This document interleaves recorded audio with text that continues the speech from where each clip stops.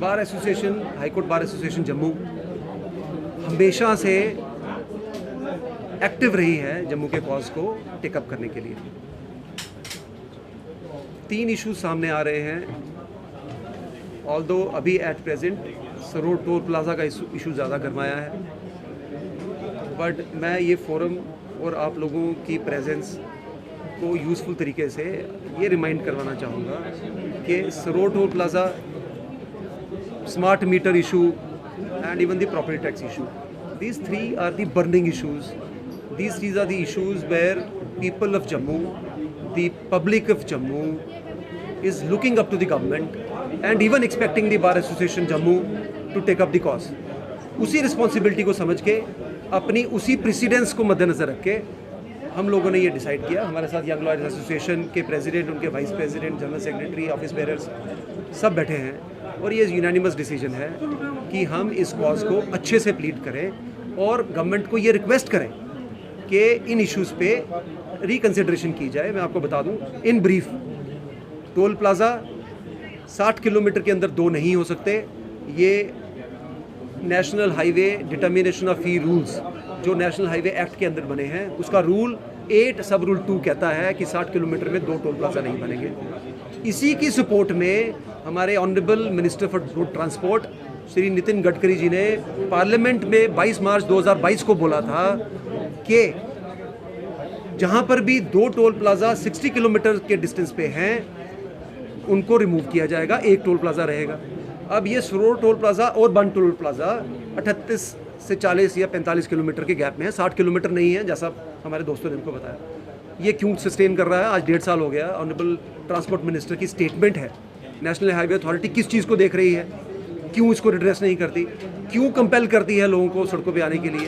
Highway authority must take a call at it and I would even request the honourable minister for road transport to take a call on this and instruct the national highway authority of India to immediately look to the provisions and act so that the grievance of the public at large is redressed. इसके साथ साथ smart meters वाला, smart meter पे देखिए day in day out we are seeing there are inflated bills coming even from the smart meters. अगर smart meter से ही inflated bill आ रहे हैं तो फिर ये कौन सी स्मार्टनेस है इन मीटर्स की या डिपार्टमेंट की। हमारे पास एक बिल दिया है आज, हमारे एक सीनियर मेंबर हैं Ravindra Sharma ji, farmer additional advocate general हैं। इन्होंने कहा विक्रम जी देखिए जुलाई महीने का बिल मेरे पास 208 यूनिट कंज्यूम्ड है, ओपनिंग बैलेंस ये बिल बता रहा है, स्मार्ट मीटर बिल बता रहा है 34,557 रुपये और टोटल अमाउंट ड्यू बता रहा है for the month of July 1,96,328। ये कौन सा स्मार्ट मीटर है? और ये एक इंसिडेंट नहीं है, ये वो इंसिडेंट है जो हमारे एक सीनियर मेंबर के घर पे आया। ऐसे कितने इंसिडेंट्स हैं जो आप लोग day in day out report कर रहे हो। ये डिपार्टमेंट क्यों एड्रेस नहीं कर रहा, क्यों लोगों के सेंटिमेंट को अननेसेसरी अपसर्ज दे रहा है? ये सारी चीज़ें एट इट्स इंसेप्शन डिपार्टमेंट की जिम्मेवारी है, इनको एड्रेस करे।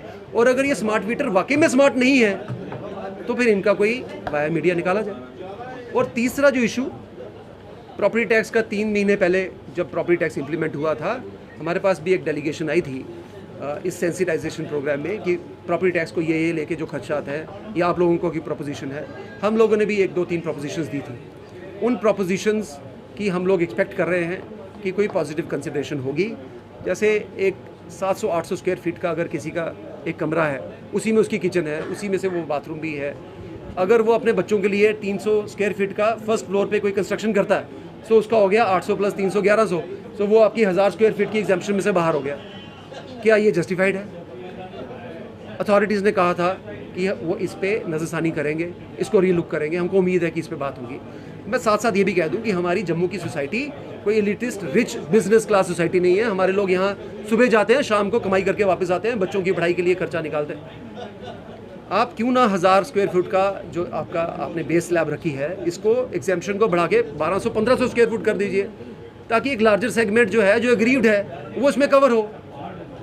हमारा ये मकसद नहीं है कि आपका प्रॉपर्टी जो रेवेन्यू टैक्स जनरेशन है उसमें कोई फर्क पड़े, लेकिन साथ साथ आपकी ये भी रिस्पॉन्सिबिलिटी है कि टैक्स इम्पोजिशन में जो sections of society hard pressed feel कर रहे हैं, जो कंप्रेस्ड फील कर रहे हैं, बर्डन फील कर रहे हैं, उनका तो रीलुक होना चाहिए।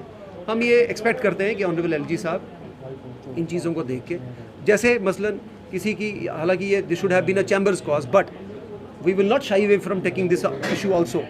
कोई एक बुज़ुर्ग कपल है जिनके, कोई विडो है, कोई ऐसा कपल है जिनके बच्चे बाहर चले गए हैं, पीछे फैमिली सस्टेन करने के लिए कोई सोर्स ऑफ इनकम नहीं है, उन्होंने अपने घर में, जैसे म्यूनसिपल बाई लॉज में अवेलेबल है कि आप एक छोटा सा प्रोविजनल स्टोर किसी भी रेजिडेंशियल एरिया में चला सकते हो। अगर उन्होंने कोई 100 स्क्वायर फीट का कोई अपना करियाना स्टोर चलाया उस बुढ़ापे में अपनी सस्टेनेंस के लिए, क्या उस पर भी टैक्स लगेगा? क्या इसके लिए एक कोई जनरल एग्जेम्पशन नहीं होनी चाहिए?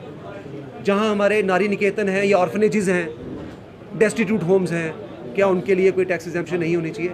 सो इन चीज़ों को मद्देनज़र रखते हुए, साथ साथ जो आपने कैलकुलेशन का फार्मूला बताया है, मैं कह रहा हूँ आप अच्छे से अच्छा चार्टर्ड अकाउंटेंट भी बिठा दीजिए, उसको भी 3 दिन लगेंगे एक घर का टैक्स कैलकुलेट करते। आप क्यों इतना कॉम्प्लिकेटेड फार्मूला दे रहे हैं? अगर आप लोग टैक्स जनरेशन में इंटरेस्टेड हो, आप लोगों को उस टैक्स जनरेशन का, प्रॉपर्टी टैक्स जनरेशन का फार्मूला इतना सिंप्लीफाइड रखना चाहिए कि वो लोगों की समझ में आए। एटलीस्ट हमारी समझ में नहीं आया है, मैंने आपको पढ़ के भी बताया। ये कैलकुलेशन इतनी एब्रीविएशंस में है जो शायद हमने अपने 10th 11th में अलजेब्रा में भी नहीं पढ़ी होंगी। इतनी कॉम्प्लिकेसी की क्या ज़रूरत है? सो इन सब चीज़ों को देखते हुए अगर हमारी रिक्वेस्ट पे, हम रिक्वेस्ट करेंगे ऑनरेबल एलजी साहब से भी और एडमिनिस्ट्रेशन से भी कि इस डेडलाइन को भी अगर थोड़ा सा एक्सटेंड किया जाए, और इन दी मीनवाइल अगर इस पे कोई री लुक दे के, रिकन्सिडर करके एक बेटर फॉर्म ऑफ रिजीम लाई जाए, तो बार एसोसिएशन का आज का प्रेस कॉन्फ्रेंस का मकसद जो है वो सॉल्व